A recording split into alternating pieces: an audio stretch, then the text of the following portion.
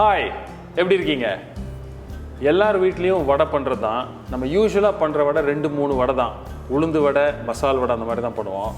வித்தியாசமான ஒரு ஸ்நாக் பண்ணணும் அப்படின்னு நினச்சா அதுக்கான ஒரு ஆன்சர் தான் இன்றைக்கி நான் பண்ண போகிற டிஷ்.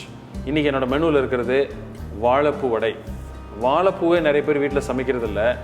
எஸ்பெஷலி இந்த சிட்டியில் இருக்கிறவங்க அதை ரொம்ப ரேராக தான் சமைக்கிறாங்க. அதனால ஒரு ஸ்நாக்ஸாக இதை வச்சு பண்ணனா அப்படி இருக்கும். இது ரொம்ப ஃபேமஸ். சில கல்யாண வீட்டில், சில ரெஸ்டாரண்ட்ஸில் இந்த வாழைப்பூ வடைக்குன்னு ஒரு தனி ஃபேன் கிளப் உண்டு. அதை உங்கள் வீட்டில் நீங்கள் எப்படி பண்ணலாம், அதுக்குள்ளே டிப்ஸ் அண்ட் டெக்னிக்ஸ், என்ன முக்கியமான விஷயத்தை நீங்கள் கவனிக்கணும், அதான் காட்ட போகிறேன் உங்களுக்கு. I'm chef Sundha. Welcome to recipe செக்கா.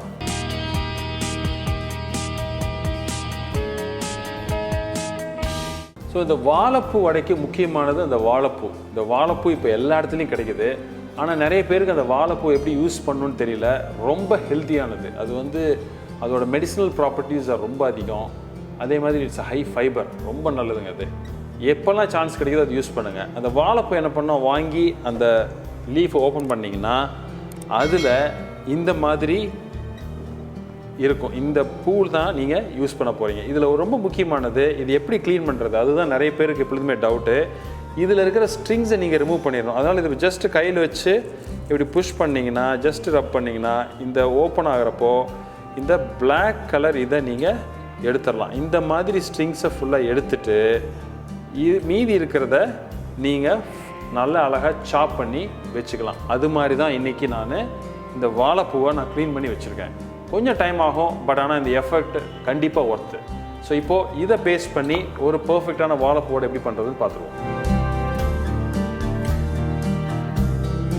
ஸோ இப்போ நான் என்ன பண்ணியிருக்கேன், இந்த இன்க்ரீடியன்ஸில் கடலை பருப்பை ஒரு 4 மணி நேரம் ஊற வச்சுருக்கேன். இப்போது நான் ஒரு மிக்ஸி எடுத்து கிச்சன் ஜாரில் என்ன பண்ணுறேன், இந்த கடலை பருப்பை தண்ணியெல்லாம் வடிச்சிட்டு அதில் போட்டு அரைக்கிறேன்.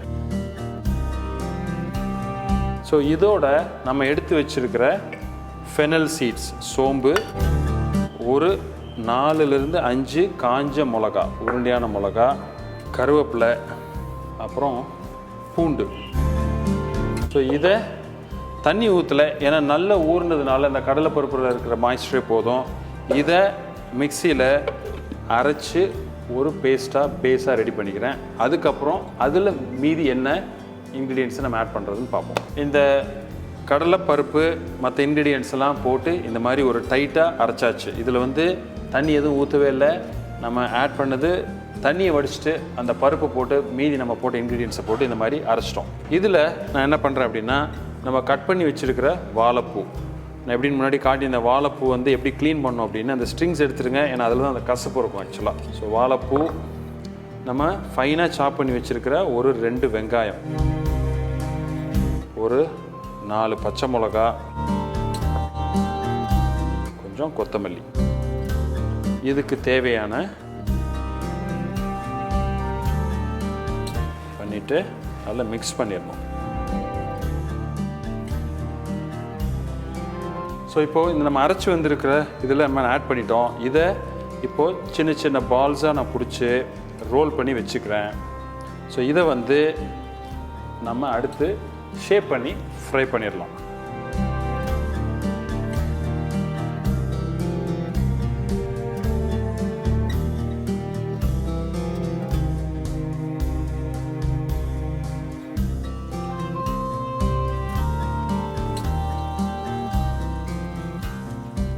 எப்பொழுதுமே இந்த வாழைப்பூ வடையை பொறுத்த வரைக்கும் நீங்கள் ரொம்ப டெலிகேட்டாக இருக்கும், அதனால் ஈஸியாக உடையும் அது வேகிற வரைக்கும். அதனால் நீங்கள் கொஞ்சம் இந்த எண்ணெயில் போடுறப்போ ரொம்ப கேர்ஃபுல்லாக மெதுவாக உள்ளே போடுங்க.